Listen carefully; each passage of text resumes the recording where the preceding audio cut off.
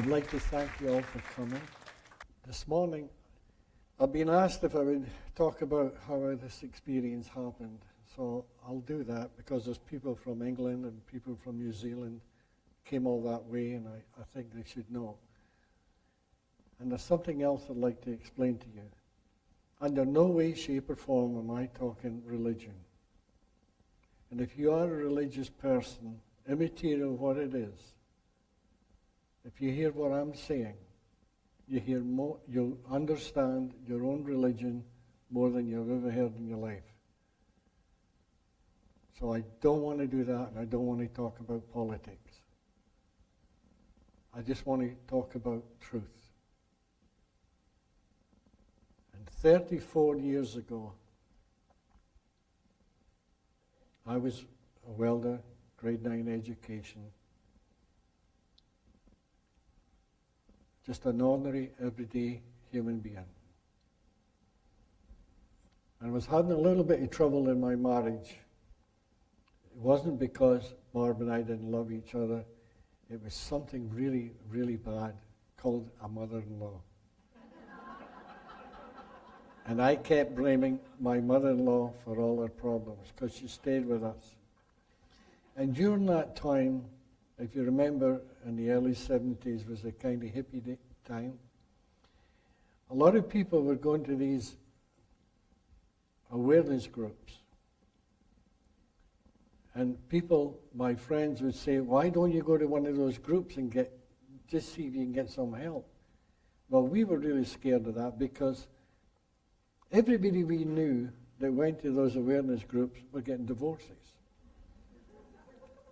And we figured, well, that's not much help. That's the last thing we want is a divorce. So it scared us. But anyway, through time, people kept egging us on. And I heard that this #1 psychologist from New York was going to a place called Cold Mountain for a long weekend. And it wasn't too far from where we lived. So we thought, well, if we're going to go, we're going to go at the best. So we took what money we had and we registered. A week later, we chickened out. We phoned up and said, we've changed our mind, we don't want to come. We were too scared. So 2 weeks later, we decided to go again. So we phoned up and re-registered. A week later, we phoned up and said, we've changed our mind. The third time, we phoned up, re-registered again, and the woman says, is this Sid Banks from the Nanaimo? And I felt so ashamed. I could never back out. So off we went to this awareness group thing for a weekend. It was a beautiful situation. It was incredible trees and mountains, and it was on the ocean. It was really, really beautiful, nice accommodation. And we thought, boy, this is what we need. You've got to rest at the same time. So the first day there, we just got introduced and told all the rules and regulations, etc. And we went for supper that night. And sitting with us at the supper were these young couple. So we introduced ourselves to them, and the young man was a psychologist with his girlfriend. So we started to talk, just general talk, and I was a nervous wreck because this head man that had come from New York was so well known that therapists from all over Canada and all over the United States came. And here I am, a grade 9 welder. I was petrified. So anyway, I'm talking to this young man, and after the supper, the four of us walked down the beach.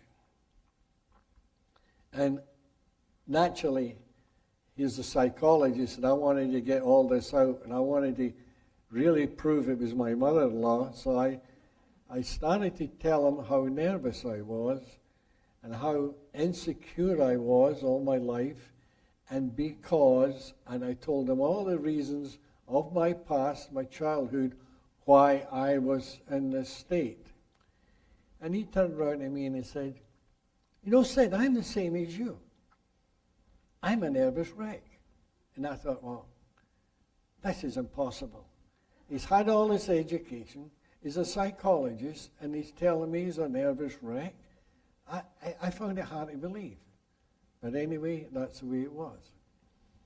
The following morning, we went to this so-called help group, and it started. And in those days, they used to tell you, be up front. Now, that meant whatever you thought your wife was or your husband was, you could get it out and curse and swear at them. And it was pandemonium. It was like being in a zoo in the monkey cage. It just terrible. As a matter of fact, it was so bad, one of the trainers slapped this other woman over the face and told her she was an egotistical ass because she'd had a nose job. And when it was finished, I looked at Barb, and she's shaking her head. She says, why did we ever come here? This is the worst horrible situation I've ever put myself in my entire life. I want to go home. And I agreed. There was no help there. It was total pathetic. So I said, okay, tomorrow we'll go home. But we had to wait till 2 in the afternoon before the ferry came to take us back. So that evening, we went for supper again. We're sitting beside the same young man. And after it was finished, we stood up, walked outside, and here's where the mystery starts. This young man said the most unusual thing to me. He says, you know, Sid, Moses went up the mountain to talk to God. And God said to Moses, go down and tell those people anything you want, and they'll believe you. And you told me last night you were an insecure person, and I've never heard such nonsense in all my life. Now, that was his words. You know how the great mystics talk about hearing beyond the word? I heard beyond the word. And what I really heard them say was, there's no such thing as insecurity. It is all created from thought. Immediately I heard that, I had no insecurity. My life changed. My past didn't mean a tinker's tooth. I was free. I was so happy, it was unbelievable. And I was so full of joy, I couldn't believe it. It was instant. And I turned around to this man and I said, have you any idea what you just said? And he said, of course I do. I just don't make idle chatter. But he didn't. Because if he had, he wouldn't be there. It was all intellectual. That night, we went back to the bedroom, and we're standing in this room, and I'm saying to Barb, isn't it amazing? We don't have any problems. It's all thought. And she started going, oh, maybe your problems aren't real, but mine is. And I'm saying, no, they're not. They're just thought. But you couldn't hear me. So the following morning, we went into another session with these people, and it was totally bizarre to me. But the greatest thing of all was all the therapists that were there were doing the very best they could. They were talking in this world where they'd been taught. They wanted to help everybody, and they were doing the best they could. That's what I saw. But Barb didn't see that. She just saw them as a bunch of idiots, just creating trouble. And I'm saying, no, babe, they're doing their best. This is the world. It's a world of thought. She couldn't see that. And all the way back, she's saying, never have I ever wasted money so much in all my life. Money that we can ill afford. It's just a waste of time. So we got home, and the following day, decided to take Grandma, which by this time looked a lot better to me. We took her over to Salt Spring to a little family cottage, and we in the cottage, got it all set up. The two ladies were making supper, and I was sitting reading the Sun newspaper. And the ladies were in the kitchen, and I could hear them talk. And that same kind of hearing came over me again. And I heard beyond what they were saying. And I knew they didn't know what they were saying. So I burst out laughing. My mother-in-law, she comes rushing into the living room like this, quite cocky. May I ask what's so funny? Well, you didn't laugh at Grandma. That was a no-no. So I didn't say anything. I just sitting there. So the two ladies sat down in the living room, and if looks could kill, I was a dead man. And I thought to myself, boy, I'm in trouble with two women here. I've got to try and get myself out of this. So I stood up to explain to them why I was laughing. Instead, I looked out the picture window at the ocean. And all of a sudden, it was like I was losing control of myself, and I was being sucked down this tunnel. And right there and then, I realized the true nature of what you call God. In that moment, I realized the true nature of what you call divine mind. And I was shrouded in white light, buzzing white light. It was just like I was in the middle of it. And I turned round to Barb and I said, I started to cry. And I said, I'm home, I'm free, I've made it, I've conquered this world. This means to say that you and I will be traveling all over the world, and I'm going to change psychology and psychiatry forever, way beyond anybody ever even dreamt of. Now, you can imagine. These two women just stood there, dumbfounded, because they thought I had flipped. I had definitely lost my marbles. But what I realized when I had that insight, when in the middle of it, I realized, and this is very important, because what I realized was life was a divine dream, suspended within the boundaries of time, space, and matter. Now, at the beginning as I talk, I talk in a mystical manner. It sounds mystical, but it's so logical, so simple, that's what's making it mystical. And I'm sure that most of you will never get it. You'll never understand what I'm saying. But if you get a nice feeling, you're getting it.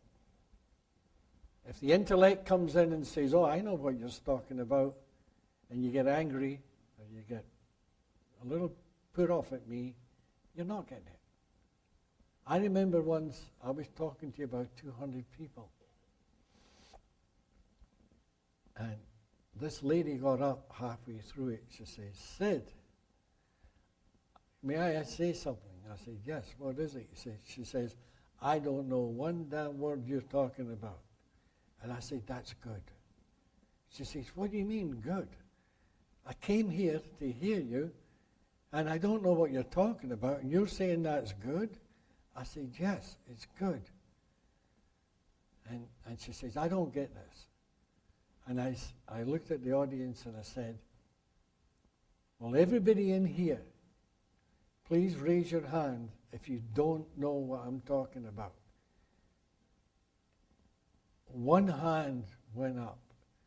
One hand said they knew what I was talking about.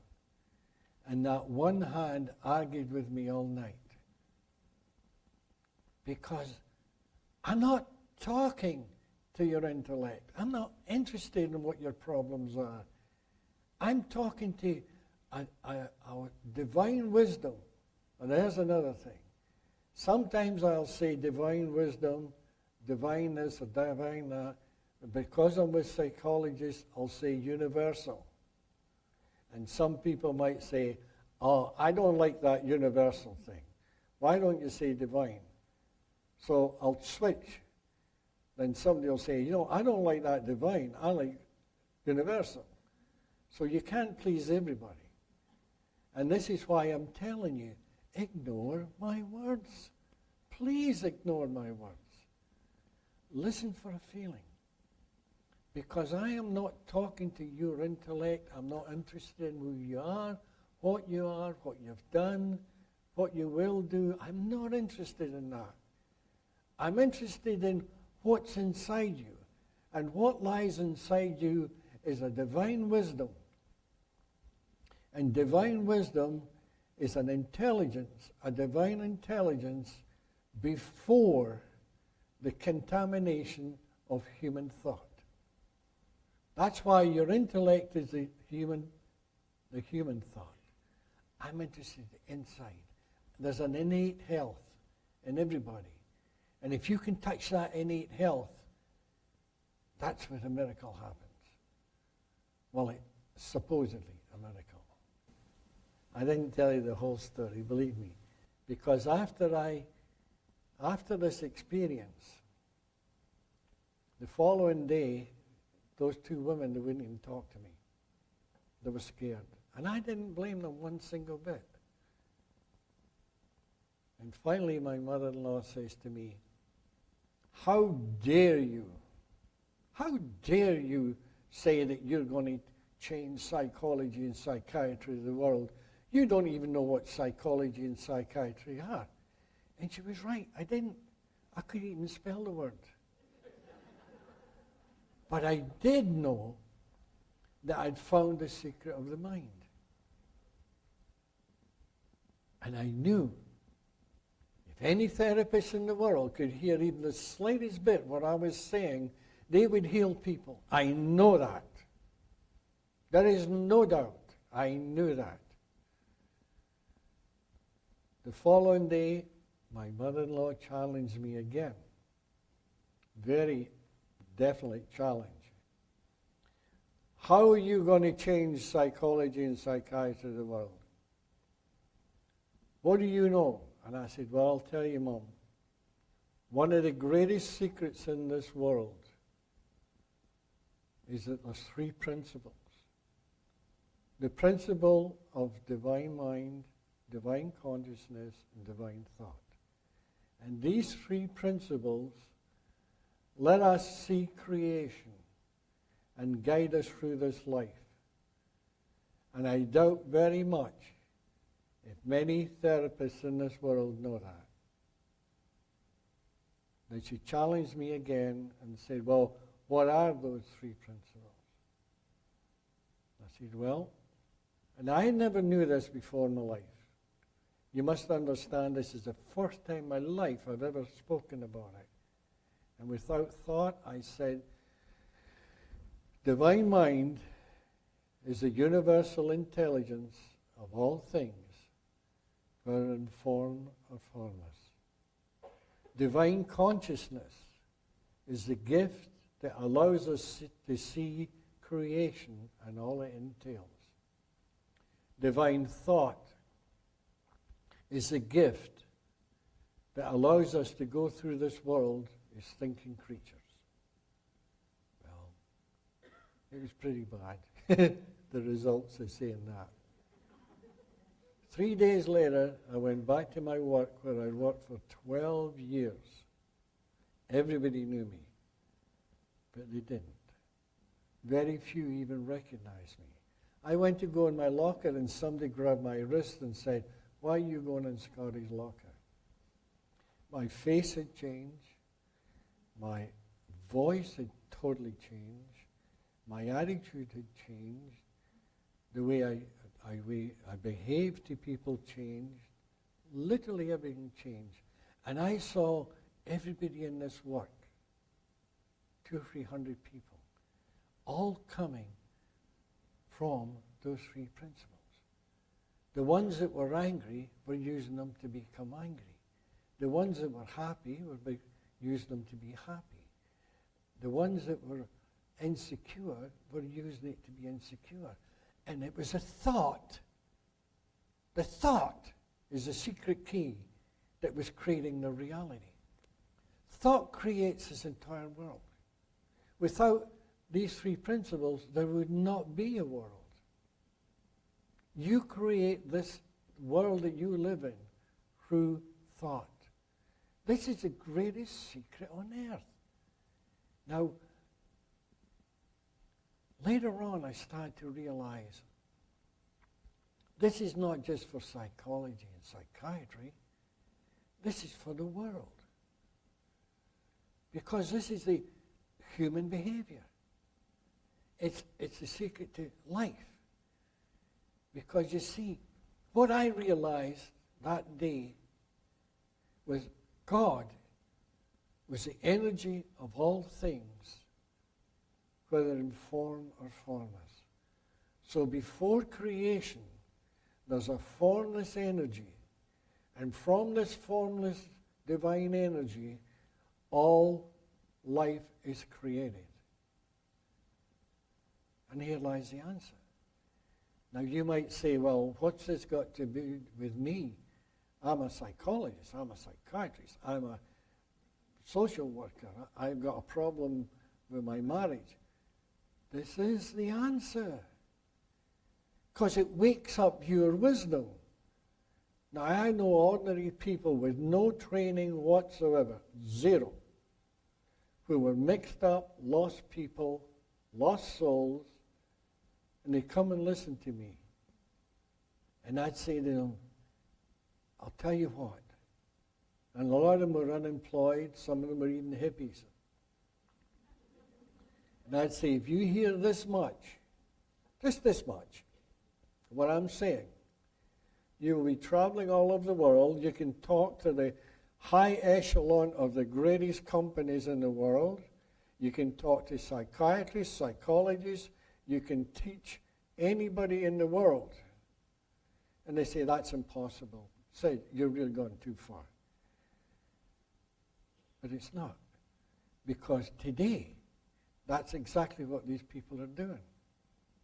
But when they go into a company that's in real big trouble, or they go into jails that are in trouble, they don't try and tell you how to run your company. Or if they go into a university, they're not trying to tell you how to be a psychologist or psychiatrist. That's none of their business. They don't know anything about it. And you think, well, if that's so, how can they help them? You know how they do it? They talk to the wisdom that's inside you. And they bring your wisdom alive, and when it comes alive, then you become wise. You become a wise doctor, a wise businessman, a wise policeman, a wise anything, because it's your wisdom. And that wisdom that's inside is 1,000 times more powerful than the intellect. Because you are connected. See, when you're born, you come in from really nothing. You come into a world of form. And that world of form, as soon as you come in, you start using the three principles. When these three principles, you see this divine illusion. And this divine illusion to you is real. And you work through this divine illusion, and the name of the game is go find yourself. Now, the Eastern philosophies, they'll say the idea, go find yourself. Now, people go all over the world looking for themselves. But they'll never find it, because that's not what they're talking about. That's a metaphor. What they're saying is, find the true truth that's inside yourself. And your self is that well, there's lots of names you can put on it. It could be called God. It could be called anything. There's many, many names you can put on it. And I don't even want to put a name on it. But no matter what name you put on the truth, it is not the truth. It's a metaphor. If I say to you, I saw this beautiful tree, I'm not telling you what a tree is. I'm just telling you a word that describes something that's alive. And that's the same with the truth that's inside you. And this is where the secret is. If somebody's mentally ill or mentally unhealthy, what it is, it's their own thoughts that are creating it.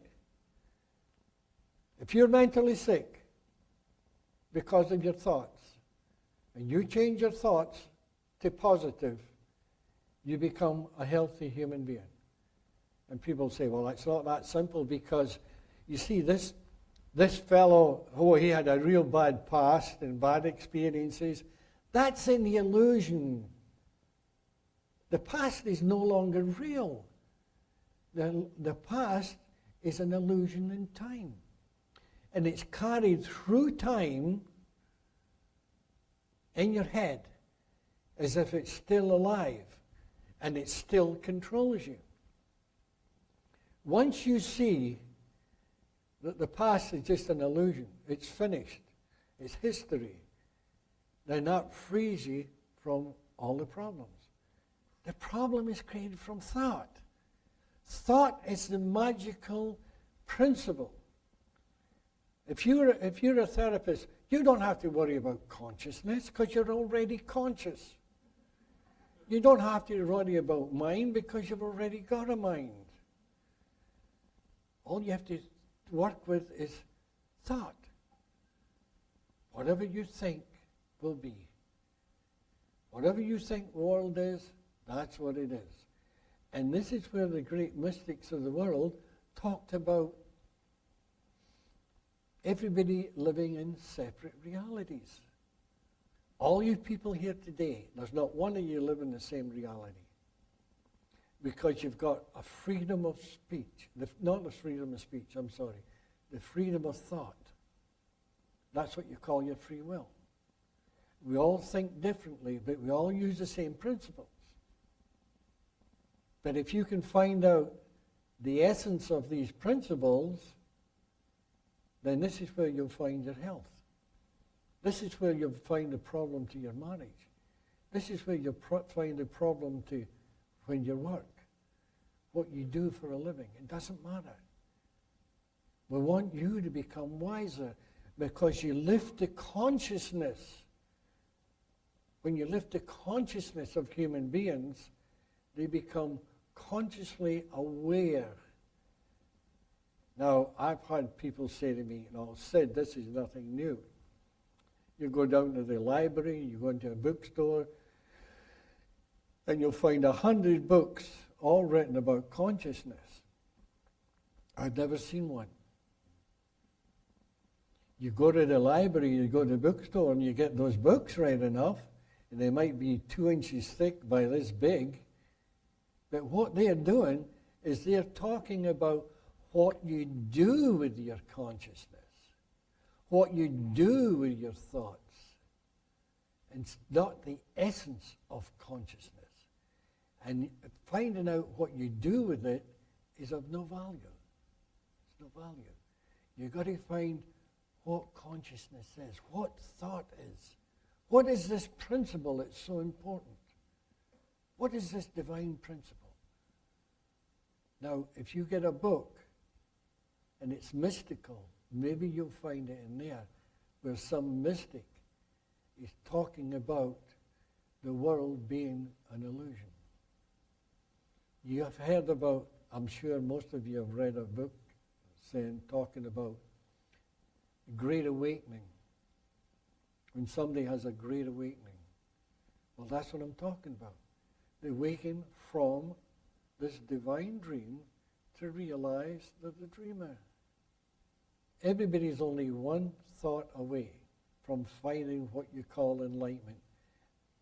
And you know what the ironic thing is? That one thought is the state of no thought. No thought from the personal mind. The personal mind goes to sleep for that split second. And when the personal mind goes to sleep, what's left is divine thought, purity of thought, which gives you the answer you're looking for. But in the meantime, if you just get a little tiny bit of it, a glimmer of it, it will change your mind. It'll change your life. How can I explain this? Okay. Just imagine that all of us, and all of life, there's a 3-foot wall, a 3-foot thick wall, and it's maybe 10 feet high. And you're at the bottom and you're looking at this wall. And all you can see is a dark wall. That's the people that are really, really suffering.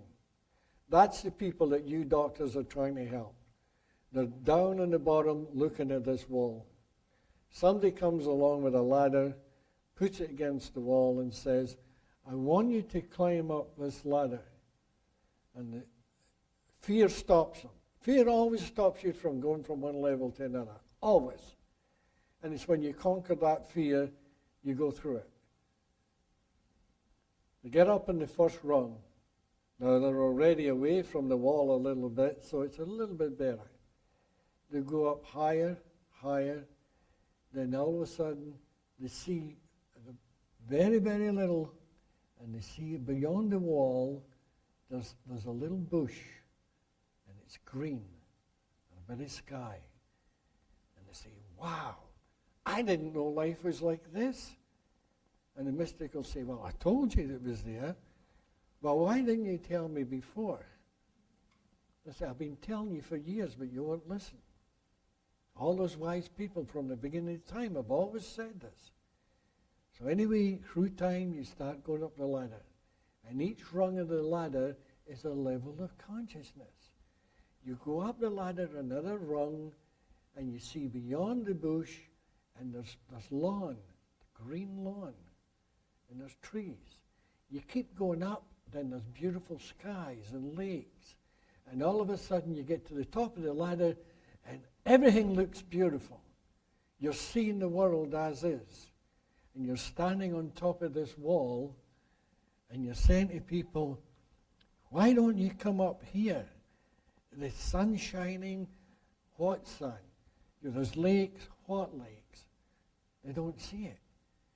And it's not until they start walking up. Then, when you get to the top, you realize there is no wall. It's all an illusion. You were at the top of the ladder all the time. And that's how it works.